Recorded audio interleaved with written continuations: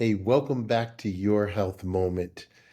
This is one of the shows that um, it's really personal for me. If you know me, you know already that I am a sugar addict. And it's really important for me to say it a few times. I need to say it sometimes on a daily basis because admitting it has been the first step to helping me to manage, control it, and eliminate it.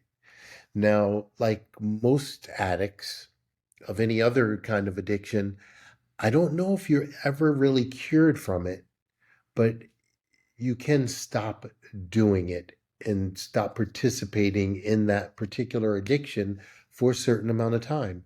And I feel the same way about my sugar addiction. I can go a long time without it, but in the back of my head, there's always that, oh my God, yeah, if I see something or smell something, there's a potential trigger that could put me right back into eating it. And people go, well, just having a little, it's, it's, it won't hurt you. You know, how often do we hear that? Oh, just a little and you'll be okay. And it's kind of the ultimate excuse, except when you really put it in perspective, okay? Like, would you tell a heroin addict, just a little bit of heroin, it's going to be fine. It's not going to kill you, you know? Would you tell a cocaine addict, just have a little cocaine, it's not going to kill you? Or a drinker, someone who is an alcoholic, you say, well, just one drink, you'll be fine. You know, we've learned that when people have addictions, doing it a little is not really a great way to continue to not use it. You know, it's like a slippery slope because once you do a little, oh, I'm okay with that. And I'll do a little bit more. I'm okay with that. I'll do a little bit more. I'm okay with that.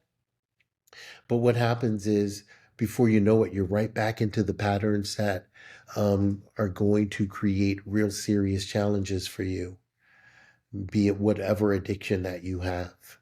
I think once you're honest enough to admit to yourself that you have an addiction, use that. Use it to help you to um, to not get swept up into that addiction and to really um, take control of it. And I think we have a chance of taking control of it when we acknowledge that it exists. Because when we don't acknowledge that it exists, then it's hard for us to um, make changes that we need to make in our life to manage that intake of whatever it is that we're addicted to.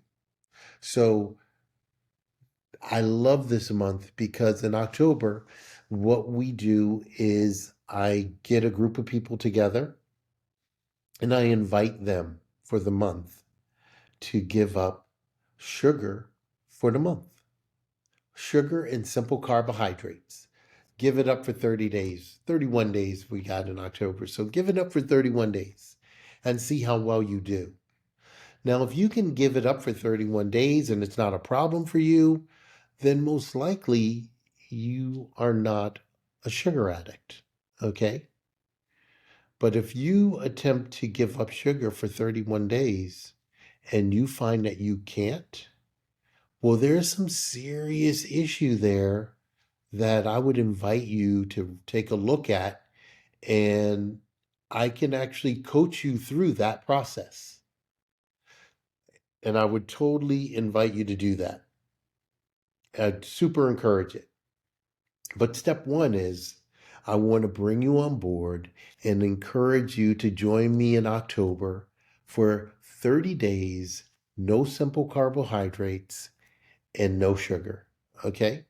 And when you do the no sugar, I'm going to recommend that you really do no sugar. So nothing that's sweetened, no artificial sweeteners, no monk fruit, no honey, because I know that story too, but it's not real sugar. It's like it's not gonna mess with your blood sugar levels. Your A1C is not going to be screwy because of it. Um, no, but it's sweet. And the goal is to give up sweet. And if you have any questions about this, there's a book I would invite you to also read and pick up, because this is the book that really helped me to get motivated and get a lot more serious where it comes to managing my addiction to sugar. The name of the book is Why We Get Fat and What to Do About It. And it's written by Gary Taubes. He's a scientific writer for the New York Times. And it's a brilliant book. You know, if you're curious about sugar addiction, if you're curious about simple carb addiction and the problems that it creates for us and populations worldwide, then definitely get the book, because you will learn a lot from the book. And maybe like me, it will motivate you to go, oh, wow, there's a real serious reason I need to get a handle on the amount of sugar and simple carbohydrates that I'm eating. And some people go, I'm not allergic to sugar. And I go, well, do you like potato chips? Do you eat them regular? And they go, yeah, but that's salty. It's not sugar. Unfortunately, when you break down potatoes and bread and those type of simple carbs, they're straight sugar. Your body receives them as sugar. And so I really do, when you take me up on the challenge, I really do want you to pay attention to that too. You're going to be blown away. I'm going to tell you some of the things that have happened in past years when I've worked with people to do this. They lose inches off their waist. They feel really good. They have better energy, um, and they really notice the difference just by giving up sugar for 30 days. Big time, big difference. So I invite you to do the same thing, give up sugar for that 30 days, and then look at the changes that you see in your body by just simply giving up sugar for 30 days. You're going to go, it's hard for me to do. Okay.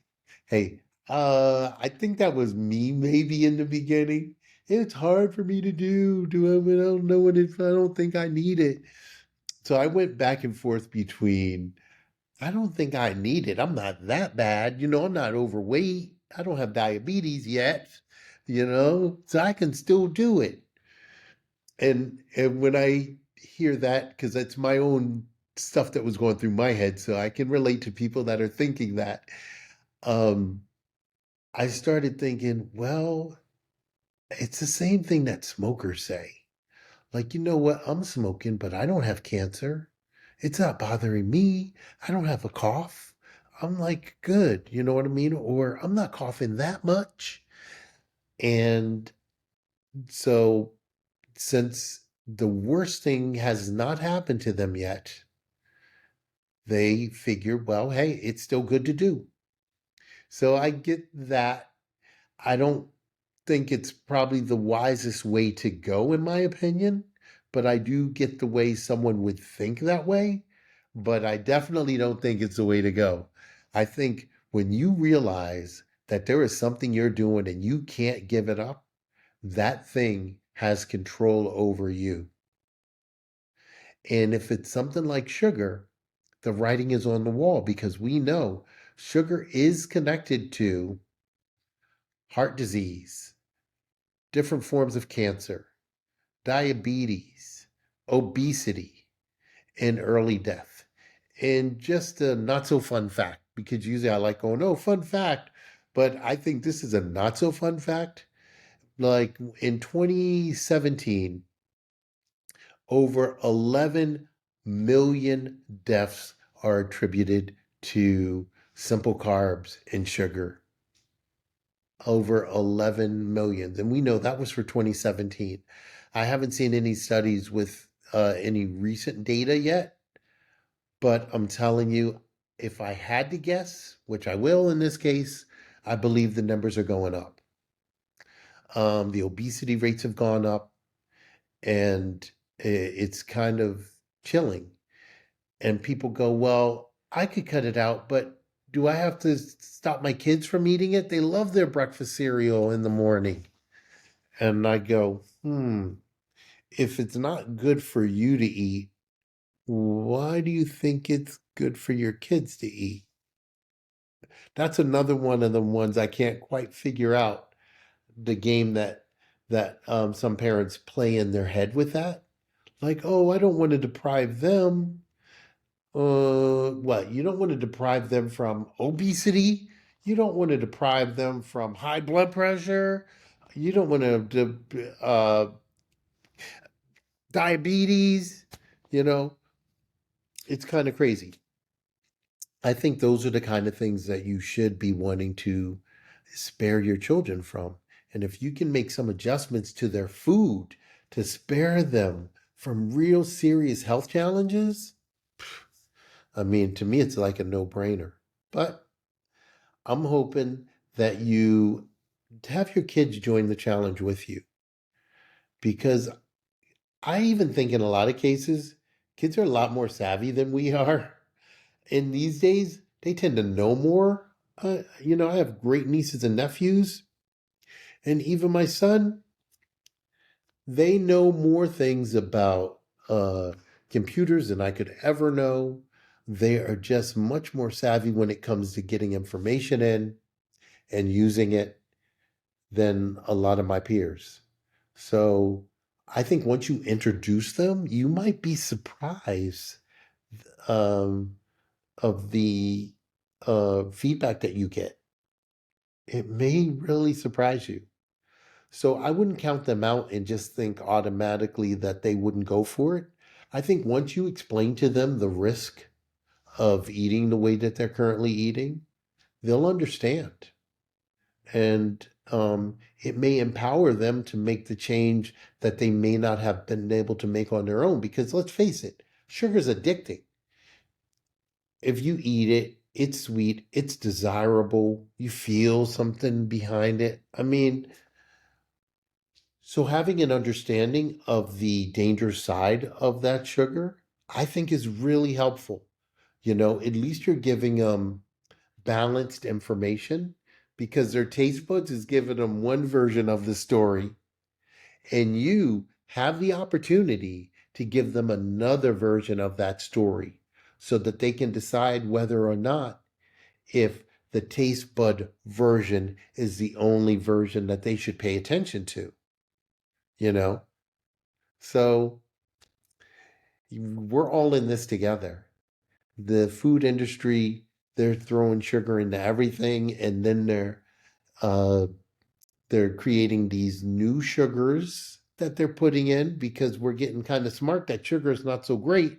So now they're switching it up and saying, well, there's no sugar in this, but they put in some other type of sweetener.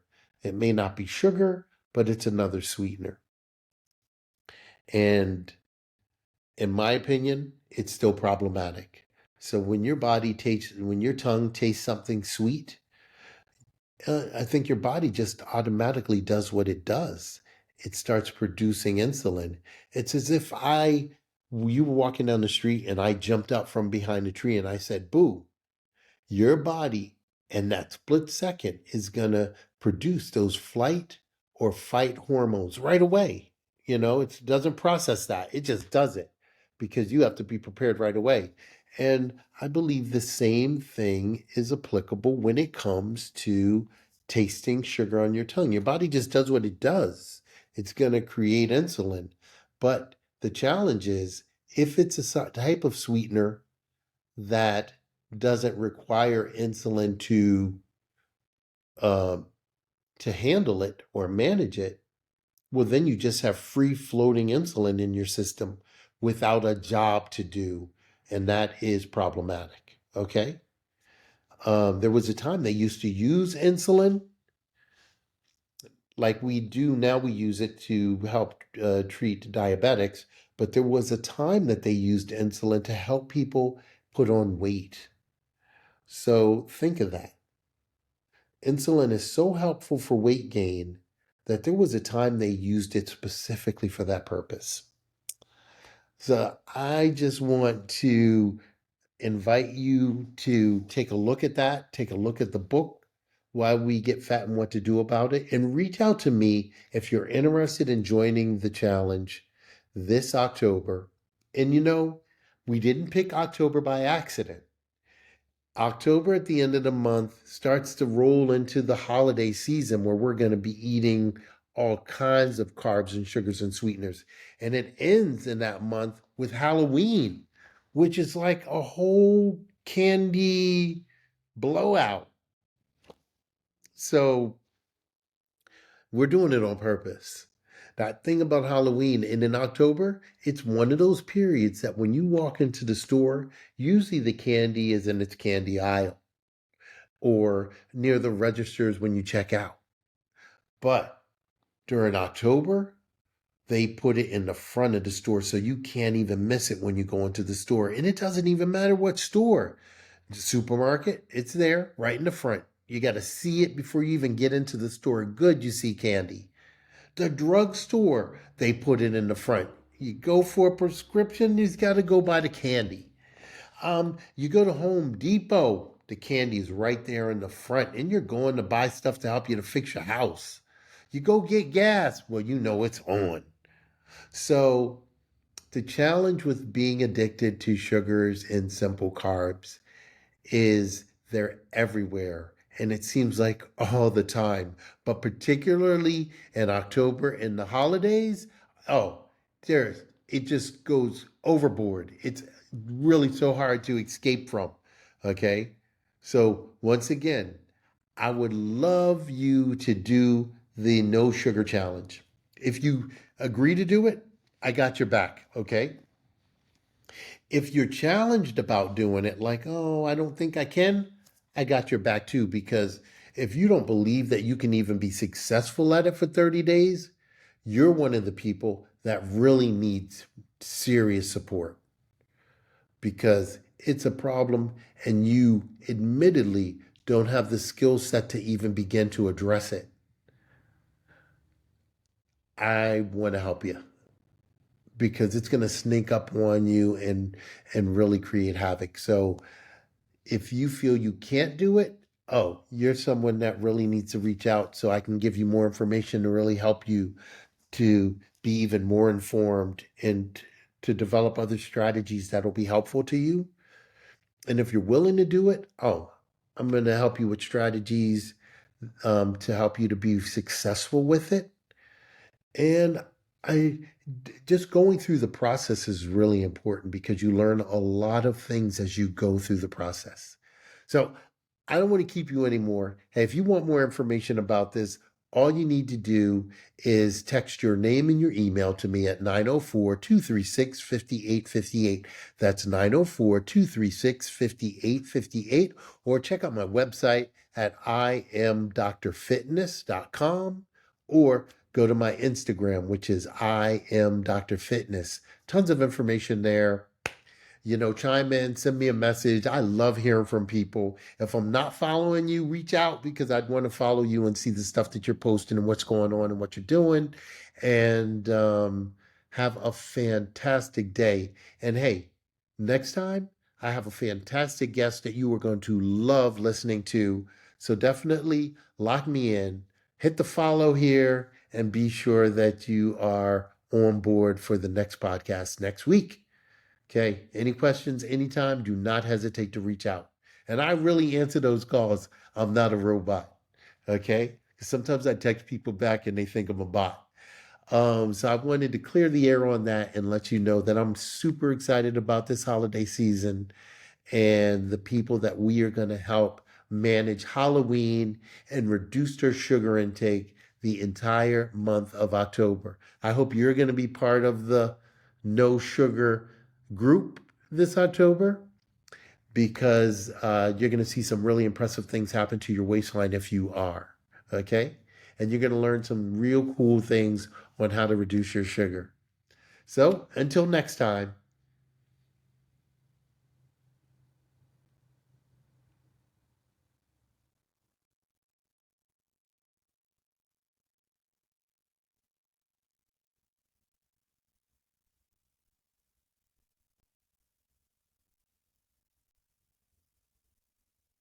Remember to text. If you want more information, just text your name and your email to 904-236-5858. That's 904-236-5858.